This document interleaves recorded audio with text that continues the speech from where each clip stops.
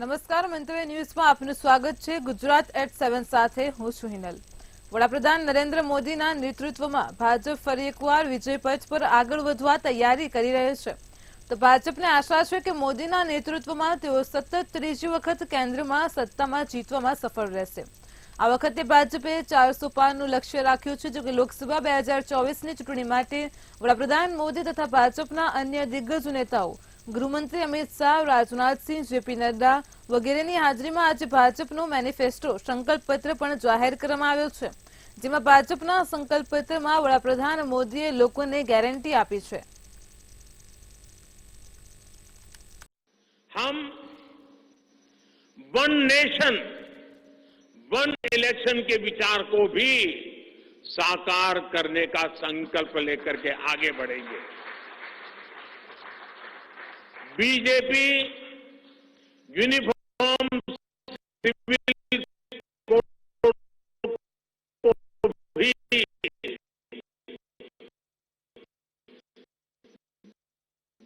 देश हित में ही आवश्यक समझती है।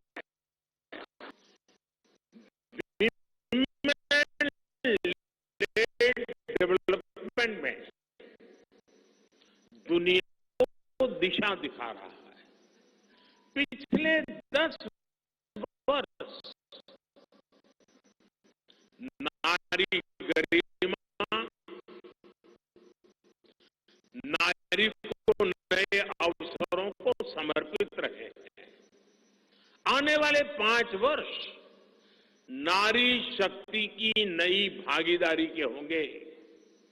बीते 10 वर्ष में 10 करोड़ महिलाएं स्वयं सहायता समूह से जुड़ी हैं।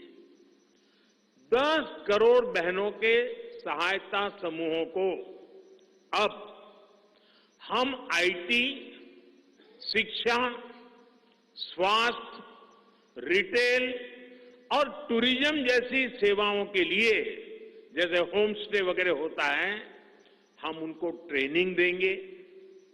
अभी तक 1 करोड़ लखपति दीदियां बन चुकी हैं।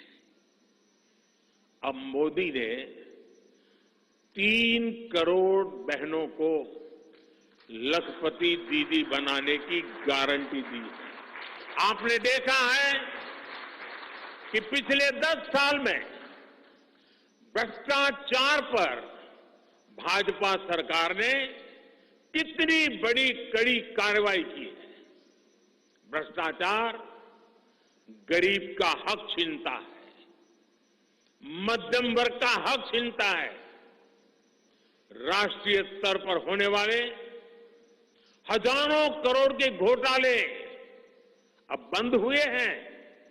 अब गरीब को उसका हक मिल रहा है और गरीब को लूटने वाले जेल जा रहे हैं। ट्रांसजेंडर साथियों को भी पहले किसी ने नहीं पूछा।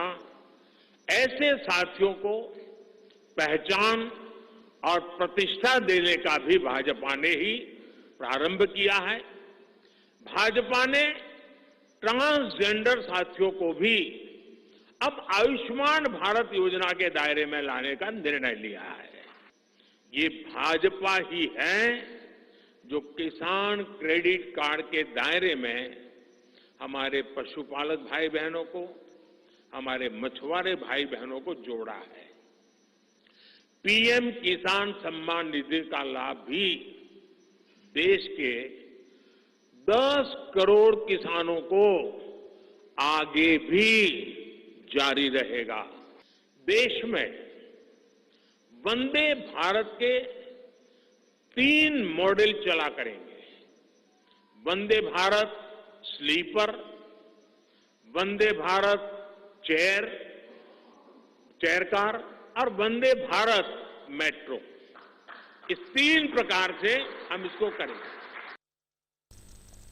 બનાસકાંઠામાં લોકસભાની ચૂંટણીને અનુલક્ષીને ભાજપ ઉમેદવારે ધમાકેદાર પ્રચાર શરૂ કરી દીધો છે। તો રેખાબેને ધાનેરાના અનેક ગામડા અને નેનાવા 3 રસ્તા પાસે આવેલી બનાસ ડેરી ખાતે સભાને સંબોધન કર્યું છે। રેખાબેને અબકી બાર 400 કે પારના સ્લોગનથી બનાસકાંઠાની સભાને ગુંજાવી દીધી છે। ધાનેરાના અનેક પ્રશ્નોના ઉકેલ લાવવાની ખાતરી આપતા સભામાં તાળીઓના નાદ ગુંજી ઉઠ્યા છે। તો કેન્દ્ર સરકારની અનેક યોજના થકી ગરીબોને અનેક લાભ થયા। ત્રીજી ટર્મમાં ફરી ભાજપ સરકાર બનવા જઈ રહી છે। ધાનેરા તાલુકો વિશેષ લીડથી કેન્દ્ર સરકારની યોજનાઓ માટે અને પીએમના સફળ વહીવટનું ઋણ ઉતારે એવી સંભાવના પણ પ્રબળ બની છે।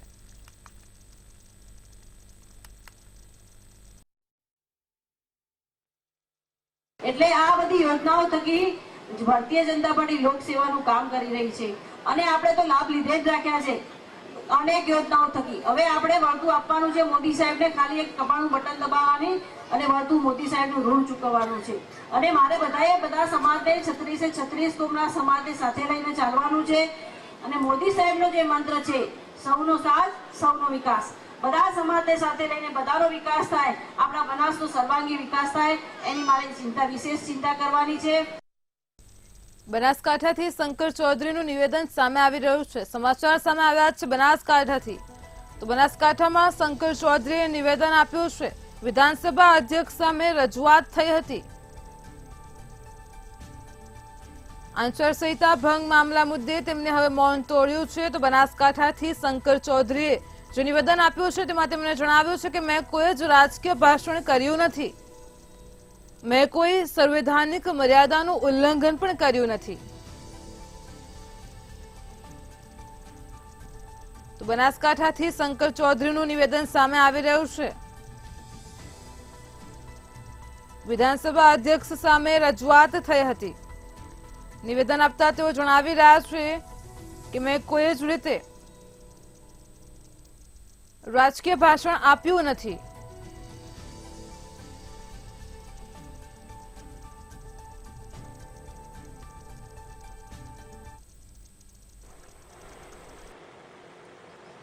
મારે એક વાત એમને પણ ધ્યાન ઉપર મૂકવી છે। આમ તો હું સંવિધાનિક જગ્યા ઉપર છું, એટલે કોઈ રાજકીય પાર્ટીના ભાષણ કે એવું બધું નથી કરતો।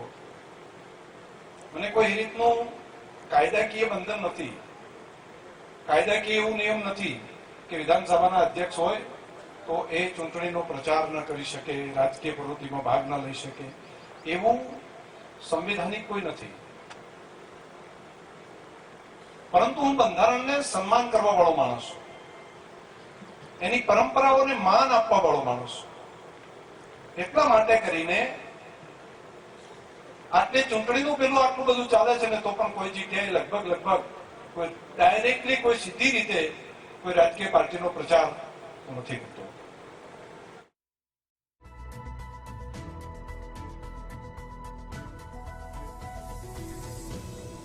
તો બનાસકાંઠાથી શંકર ચૌધરીનું નિવેદન સામે આવ્યું છે। તેમણે સંવિધાનનું પાલન કરનાર વ્યક્તિ છું તેમ જણાવ્યું છે। મર્યાદાની બહાર ના જવું એ આપણા સંસ્કાર છે। તો આચારસંહિતા ભંગ મામલા મુદ્દે શંકર ચૌધરીએ મૌન તોડ્યું છે, નિવેદન આપ્યું છે। મેં કોઈ જ રાજકીય ભાષણ કર્યું નથી, મેં કોઈ સંવૈધાનિક મર્યાદાનું ઉલ્લંઘન કર્યું નથી, હું સંવિધાનનું પાલન કરનાર વ્યક્તિ છું।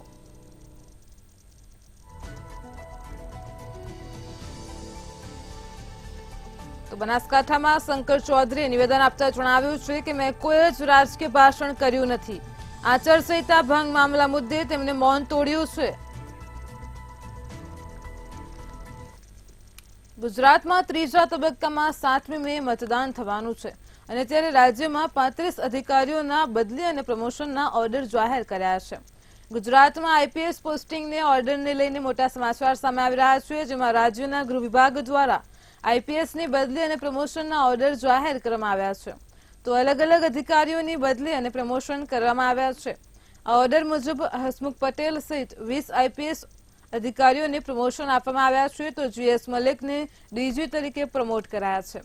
અમદાવાદ ગ્રામ્ય એસપી તરીકે ઓમપ્રકાશ જાટની નિમણૂક કરવામાં આવી છે, જ્યારે એડીજીપી એવા 4 આઈપીએસની ડીજી તરીકે બઢતી આપવામાં આવી છે।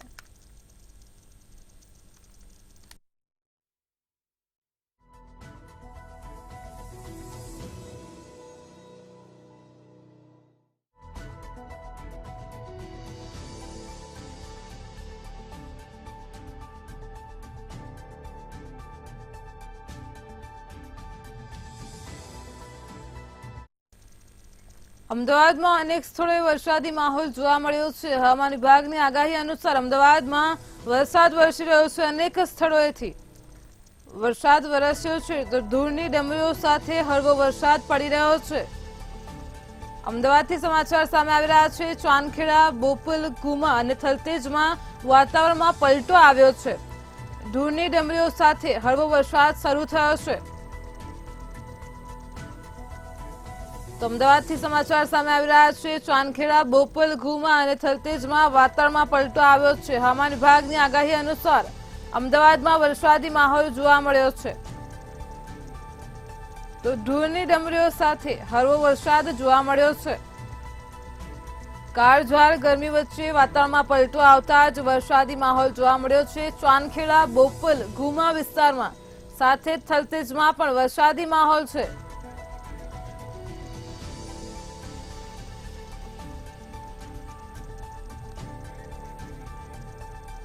તો આજ મુદ્દે અમારી સાથે સંવાદદાતા જયેશ પાટોડિયા લાઈવ જોડાઈ ગયા છે. જી જયેશ, અમદાવાદમાં અનેક સ્થળોએ અનેક વિસ્તારમાં હાલ અત્યારે વરસાદી માહોલ છે, શું કહેશો? જી, હવામાન વિભાગ દ્વારા જે છે વરસાદની આગાહી કરવામાં આવી હતી તેને લઈને જ આપણે આજ સવારથી જ વાતાવરણમાં જે છે એ પલટો જોવા મળી રહ્યો છે. સાથે જ આ અમદાવાદ તેમજ ગાંધીનગર સહિતના જે આજુબાજુના જે જિલ્લાઓ છે ત્યાં પણ વરસાદની જે છે એ ધોધમાર વરસી રહ્યો હતો. તેમજ આ સાથે સાથે જ ભારે પવન સાથે જે છે અત્યારે અમદાવાદના અનેક વિસ્તારોમાં જે છે વરસાદ પડી રહ્યો છે. સાથે જ ગાંધીનગર જિલ્લાના અમુક તાલુકાઓમાં પણ ભારે વરસાદ પડી રહ્યો છે. ગુજરાતના હવામાન વિભાગ દ્વારા જે છે એ વેસ્ટર્ન ડિસ્ટર્બન્સની અસરને કારણે જે છે છેલ્લા 2 દિવસ જે છે વરસાદની આગાહી કરવામાં આવી હતી તેને લઈને જ ગુજરાતના અનેક જિલ્લાઓ જેવા કે કચ્છ છે, અમરેલી છે, ગાંધીનગર, અમદાવાદ સહિતના જે જિલ્લાઓ છે ત્યાં ભારે વરસાદ જે છે તેને લઈને હવામાન વિભાગ દ્વારા આગાહી કરવામાં આવી હતી. તેને લઈને જ આજે જે છે કચ્છમાં અતિ ભારે વરસાદ થઈ રહ્યો છે. સાથે જ તેની સાથે જ ભારે પવનને લીધે અનેક વિસ્તારોમાં જે છે ભારે નુકસાન થયું હોવાનું પણ સામે આવી રહ્યું છે. સાથે જ અમુક વિસ્તારોમાં જે છે ઘરના છાપરા તેમજ જે નળિયા છે તે પણ ઉડી ગયા હોવાનું જાણવા મળ્યું છે. સાથે જ જો વધારે વાત કરવામાં આવે તો કચ્છના સતત બીજા દિવસે આ વરસાદ જે છે એ થઈ રહ્યો છે. જ્યારે કચ્છના અન્ય જગ્યાની વાત કરવામાં આવે તો ગાંધીનગર, ગાંધીધામ, અંજાર, ભુજ તાલુકામાં પણ વરસાદ વરસી રહ્યો છે. જેને લીધે ત્યાં અનેક વિસ્તારોમાં જે છે પાણી ભરાવાના કિસ્સાઓ પણ જે છે કચ્છ જિલ્લામાં જોવા મળી રહ્યા છે. જો અન્ય વાત કરવામાં આવે તો અમરેલી જિલ્લામાં પણ જે વરસાદ છે તે વરસી રહ્યો છે. તેમજ તેમાં ગ્રામ્ય વિસ્તારો જે છે તેમાં પણ વાતાવરણમાં જે પલટો આવ્યો છે ત્યાં પણ ભારે વરસાદ જે છે અમરેલી જિલ્લામાં પણ પડ્યો છે. તેમજ આ કમોસમી વરસાદને લઈને જે ખેડૂતો છે તેમાં પણ ચિંતાનો માહોલ જોવા મળી રહ્યો છે. મોટાભાગે જે છે તે જે ઉનાળાના સિઝનમાં જે છે માવઠું પડતું હોય છે, પણ આ રીતનું જે છે ભારે વરસાદ સાથેનું જે છે એ પ્રથમવાર જોવા મળી રહ્યું છે. તેને લઈને જે હવામાન વિભાગ દ્વારા જે છે છેલ્લા 2 દિવસ જે છે ભારે વરસાદની આગાહી કરી છે. તો આવતીકાલે પણ વરસાદ વરસે તેવી શક્યતા જોઈ રહી છે. જી જય, સમગ્ર માહિતી બદલ આભાર. તો અમદાવાદમાં અનેક સ્થળોએ વરસાદી માહોલ છે. કચ્છથી લઈને સૌરાષ્ટ્ર સુધી માવઠું પડી રહ્યું છે.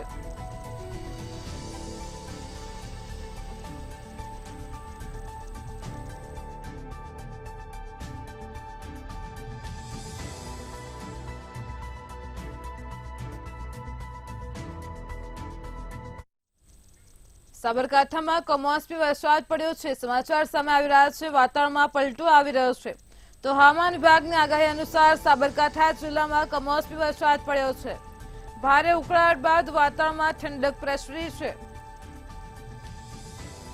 ખેડબ્રહ્મા, ઈડર સહિત જિલ્લાભરમાં હળવો વરસાદ વરસી રહ્યો છે.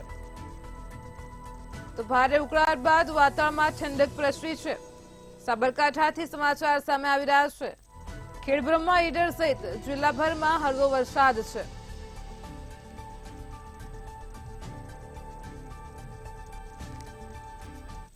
બનાસકાંઠા જિલ્લામાં વાતાવરણમાં પલટો આવ્યો છે. સમાચાર સામે આવી રહ્યા છે બનાસકાંઠાથી. હવામાન વિભાગની આગાહી અનુસાર હાલ અત્યારે રાજ્યભરમાં અનેક જિલ્લાઓ અને તાલુકાઓમાં વરસાદી માહોલ છે. તો બનાસકાંઠા જિલ્લામાં વાતાવરણમાં પલટો આવ્યો છે. સરહદી પંથકોમાં વરસાદ પડી રહ્યો છે. દિયોદર, ફોરણા સહિત જિલ્લાભરમાં વરસાદી માહોલ છે. તો ભારે ઉકળાટ બાદ વાતાવરણમાં ઠંડક પ્રસરી છે. ચૈત્ર મહિનામાં ચોમાસા જેવો માહોલ જોવા મળી રહ્યો છે. હાલ અત્યારે ઉનાળાની સિઝન ચાલી રહી છે, પરંતુ ચોમાસા જેવો માહોલ છે.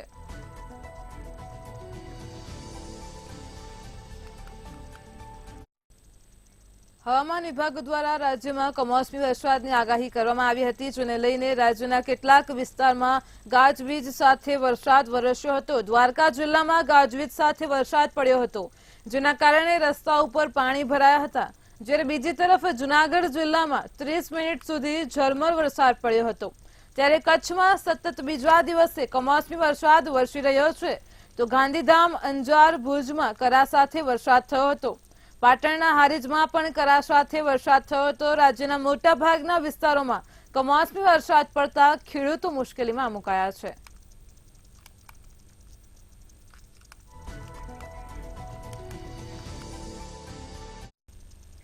પાટણ જિલ્લામાં કમોસમી વરસાદ ખાબક્યો છે, તો રાધનપુર, હારીજ સહિત જિલ્લાભરમાં છૂટોછવાયો વરસાદ પડ્યો છે. કમોસમી વરસાદના કારણે ધરતીપુત્રોની ચિંતામાં વધારો થયો છે. તેમના પાક નિષ્ફળ જવાની ભીતિ સેવાઈ રહી છે. હજુ પણ આવતીકાલે વરસાદની આગાહી કરવામાં આવી છે. તો હવામાન વિભાગે આગાહી કરી છે આગામી 48 કલાક રાજ્યભરમાં વરસાદની આગાહી છે. તો પાટણથી સમાચાર સામે આવી રહ્યા છે. પાટણમાં આકાશમાં હજુ પણ કાળા ડિબાંગ વાદળો છે. વરસાદી માહોલ છે. ખેડૂતોના જીવ તાળવે ચોંટ્યા છે.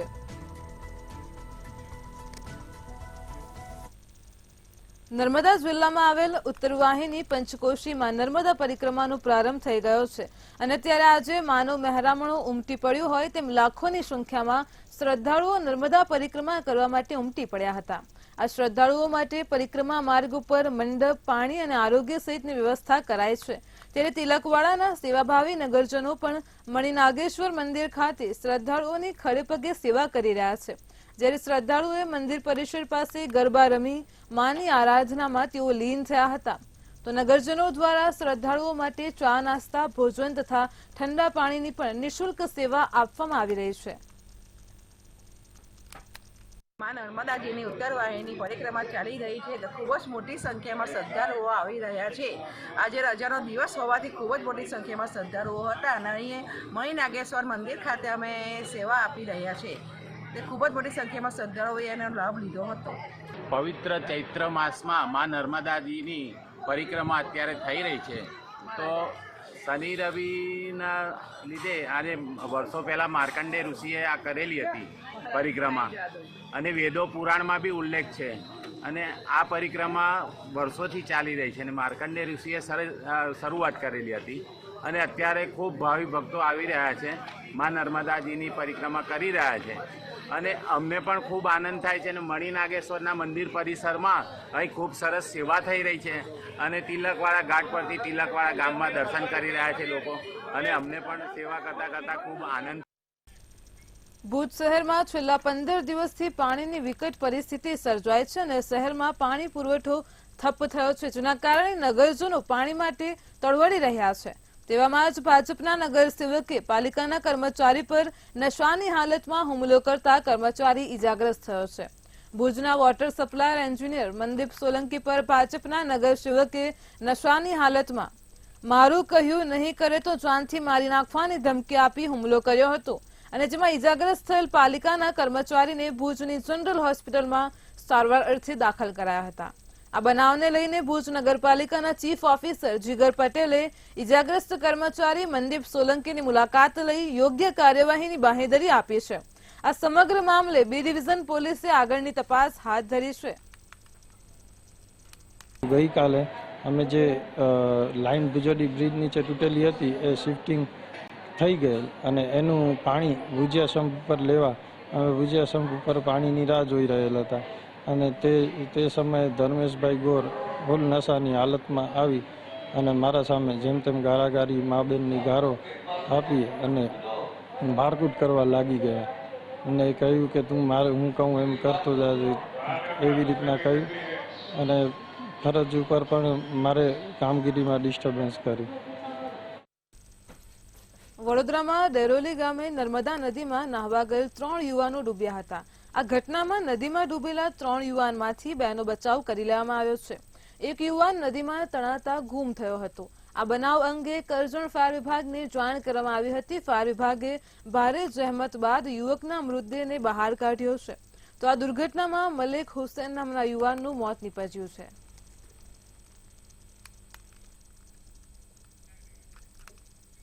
નવસારીના ચીખલીમાં વૃદ્ધ ઉપર જંગલી ભૂંડે હુમલો કર્યો હોવાની ઘટના સામે આવી રહી છે, જેમાં ચીખલીના સુરખાઈ ગામે 65 વર્ષીય ધીરુભાઈ પટેલ નામના વૃદ્ધ પર આ ભૂંડે હુમલો કર્યો હતો. તો વૃદ્ધ ઘાસચારો લેવા ગયા હતા અને એ જ સમયે આ ઘટના બની છે. ત્યારે ભૂંડે હુમલો કરતા વૃદ્ધને છાતી તેમજ હાથ અને પગના ભાગે ગંભીર ઈજાઓ પહોંચી હતી. વૃદ્ધને સારવાર અર્થે હોસ્પિટલમાં ખસેડવામાં આવ્યા છે. તો આ ઘટના બનતા જ ગામના સરપંચે વન વિભાગને જાણ કરી છે.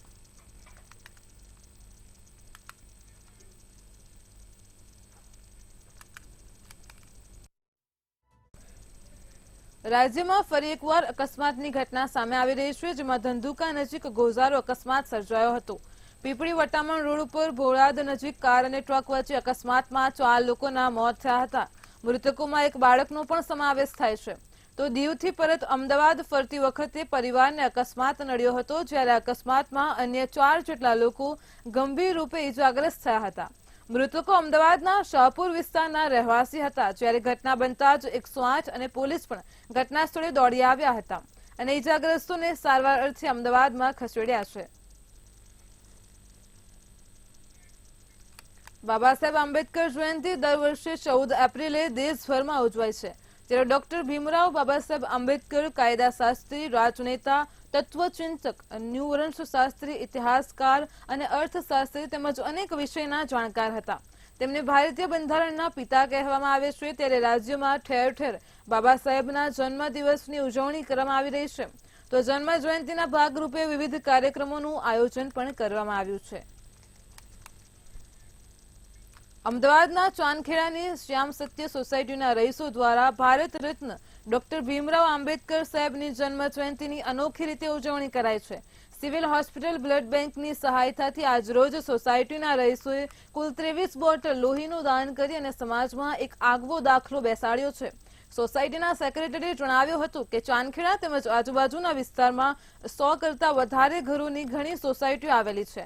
આ સોસાયટીઓમાં કરવામાં આવેલ કદાચ આ પ્રથમ રક્તદાન કેમ્પ છે અને આનાથી પ્રેરાઈને વસુદેવ કુટુંબકમની ભાવનાથી આવનારા સમયમાં પણ બીજી સોસાયટીઓમાં પણ આ રીતે રક્તદાનના કેમ્પ કરવામાં આવશે તેવી અમને આશા છે.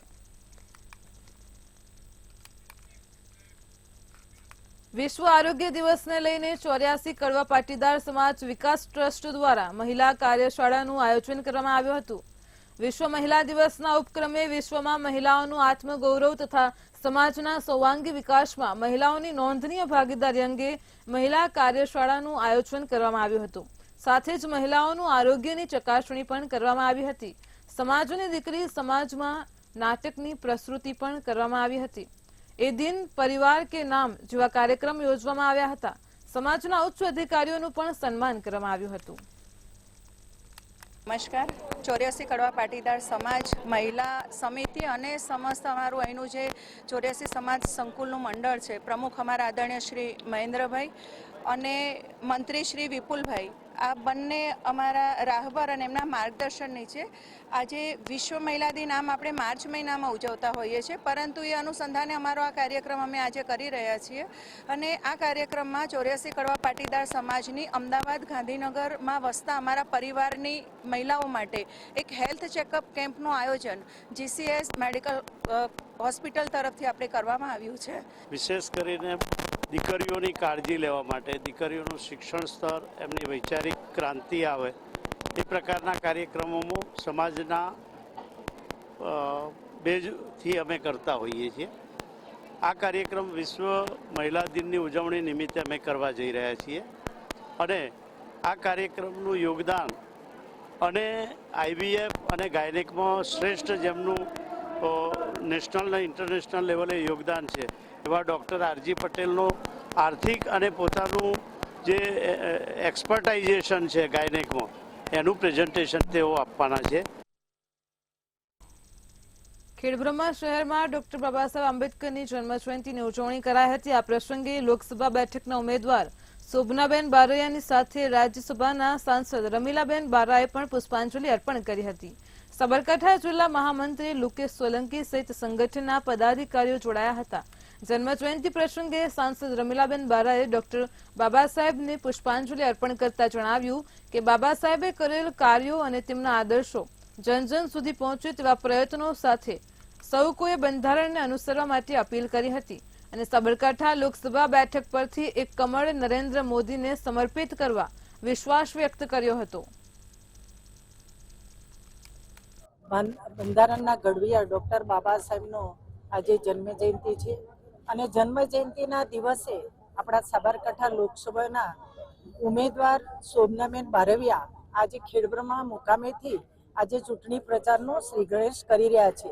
ત્યારે આપ સૌની કૃપાથી અને બાબા સાહેબના દિવ્ય આત્માના આશીષથી અને દેશના વડાપ્રધાન માન્ય નરેન્દ્રભાઈ મોદીના નેતૃત્વમાં આ ચૂંટણી પ્રચાર થઈ રહ્યો છે અને ફરીથી ત્રીજી વખત નરેન્દ્રભાઈ દેશના વડાપ્રધાન બનીને દેશનું નેતૃત્વ કરવા જઈ રહ્યા છે. તેના હાથ મજબૂત કરવા માટે શોભનાબેન શ્રી ગણેશ કરી રહ્યા છે.